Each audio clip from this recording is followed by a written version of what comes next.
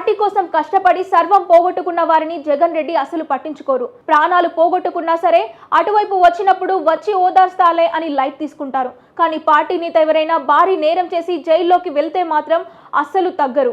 వారిలో ఏమాత్రం ధైర్యం వదలకుండా తాను అండగా నిలబడిపోతారు. బొల్ల బ్రహ్మనాయుడు విషయంలో మరోసారి రుజువైంది. హైదరాబాద్ గండిపేట పరిసరాల్లో ఏకంగా 5 నకిలీ జీవోలు సృష్టించి ఒకే దెబ్బకు 1000 కోట్ల రూపాయల ప్రభుత్వ భూమిని స్వాహా చేయబోయి సైబరాబాద్ పోలీసులకు అడ్డంగా దొరికిపోయిన బొల్ల బ్రహ్మనాయుడు సాహస కృత్యం తాడేపల్లి ప్యాలెస్ ను ఎంతగానో ఆకట్టుకుంది.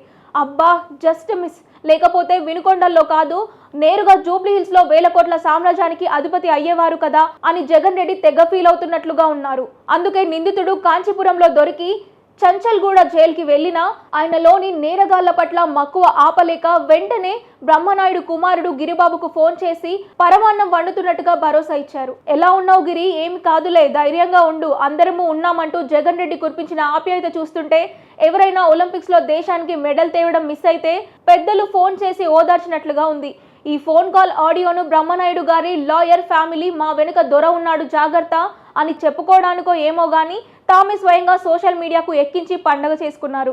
దీంతో ఎంత పెద్ద స్కామ్ చేస్తే మా బాస్ అంత పెద్దగా అండగా ఉంటాడు అనే వైకాపా అంతర్గత పాలసీని జగన్ రెడ్డి గారు మరోసారి ప్రపంచానికి చాటి చెప్పినట్లుంది. ఫోన్ లైన్ లోకి వచ్చిన జగన్ రెడ్డి గారు ఊరికే ధైర్యం చెప్పి వదిలేయలేదు. దొంగ జీవోల కేసు నుంచి ఎలా తప్పించుకోవాలో పక్కా ప్లాన్ కూడా ఇచ్చారు.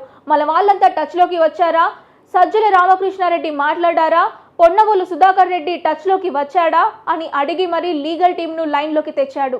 నాడు ఏపీలో అదనపు అడ్వకేట్ జనరల్ గా ఉంటూ ఇష్టం వచ్చినట్లు కేసులు పెట్టిన పొన్నవోలుని తాడేపల్లి ప్రెస్ మీట్ల వీరుడు సజ్జల గారిని ఈ 1000 కోట్ల కబ్జా కేసును మేనేజ్ చేయడానికి రంగంలోకి దించడం చూస్తుంటే కబ్జాలు అక్రమాల్లో దొరికిన వాళ్లను కాపాడడమే ఈ బ్యాచ్ పూర్తి సమయ బాధ్యతలా అనిపిస్తోంది.